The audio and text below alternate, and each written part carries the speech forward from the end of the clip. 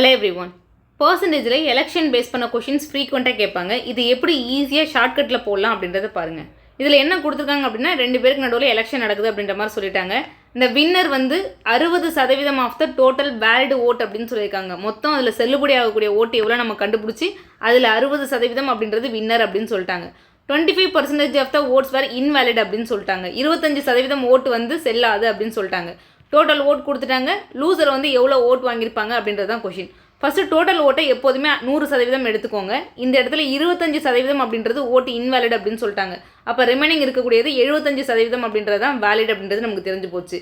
அந்த வேலிட் ஓட்டில் வின்னர் எவ்வளோ லூசர் எவ்வளோ அப்படின்றத நம்ம கண்டுபிடிக்க போகிறோம். இதில் பார்த்துக்கோங்க, வின்னர் அப்படின்றது 60% of the total valid vote அப்படின்னு சொல்லிட்டாங்க.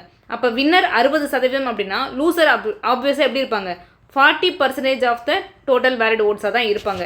அப்போ பாருங்கள், இந்த 75%ல் 10% அப்படின்றது 7.5, 40% அப்படின்றது 7.5 × 4 அப்படின்றது நம்ம கண்டுபிடிப்போம். ரெண்டுத்தையும் ப்ராடக்ட் பண்ணோம் அப்படின்னா நமக்கு 30 அப்படின்றது கிடைக்கும்.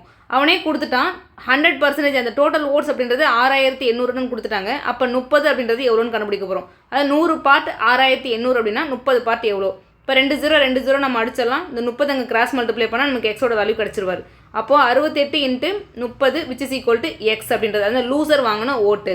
இப்போ ப்ராடக்ட் பண்ணி பாருங்கள். 8 3 24 மீது 2 6 3 18 2 20.